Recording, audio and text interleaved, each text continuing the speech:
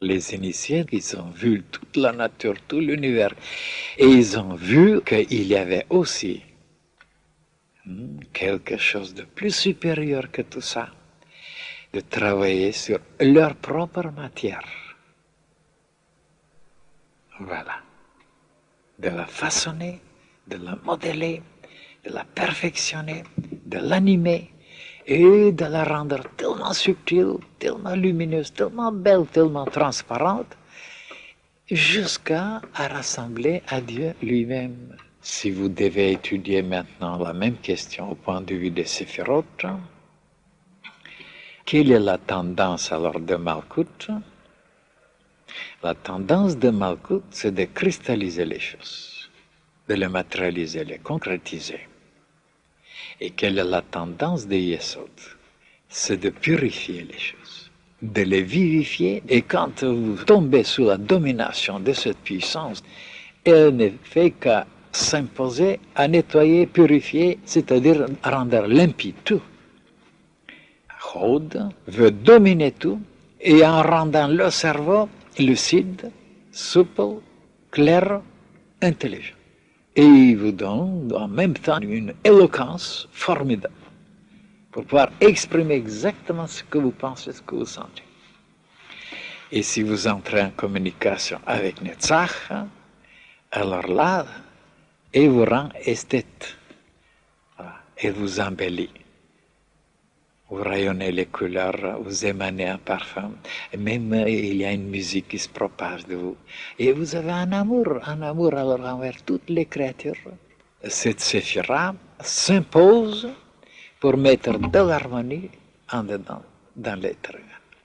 Alors vous entrez en communication avec Tiferet. Et quelle domination aussi, la tendance de tout éclairer, mais alors de tout faire luire et briller comme le soleil. Géborah ne veut que se bagarrer, vaincre et triompher sur tous ceux qui ne vibrent pas en harmonie avec la loi divine. Avec quelle puissance, avec quelle sévérité, avec quel esprit implacable pour tout soumettre sous l'ordre de Dieu. Chesed, alors il vous apprend à dominer, mais par le côté moral, par les vertus, par la gentillesse, par la grandeur, par la clémence, par la miséricorde, par la générosité, vous dominez tous les éléments qui sont rébarbatifs, qui sont injustes et qui sont malhonnêtes. La vraie domination se trouve chez Chesed. Vous liez avec la Séphira Bina, elle met en ordre idéal, une justice absolue, une intelligence inouïe. Alors là, c'est l'intelligence divine qui règne partout, partout, partout. Et il vous donne une telle stabilité, une telle puissance, et s'impose à tout ce qui est changeable, à tout ce qui n'est pas solide. Vous devenez comme un roc inébranlable pour le côté divin.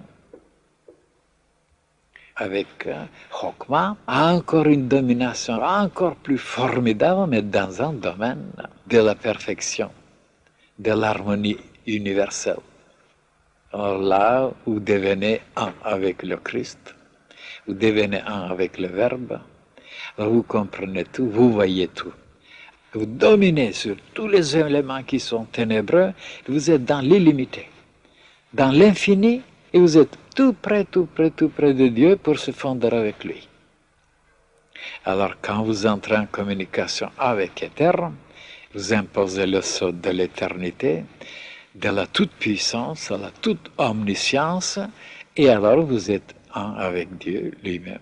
Il n'y a plus de la mort, il n'y a plus rien qui peut vous résister. Vous pouvez faire ce que vous voulez avec votre matière, elle vous obéit, alors c'est fini.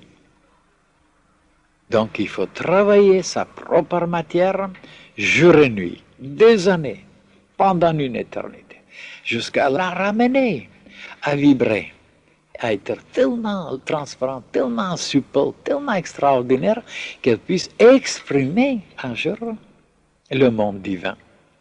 Qu'à travers cette matière, l'être humain se manifeste entièrement dans sa plénitude comme il est en haut. Voilà le but, vous voyez, de l'initiation.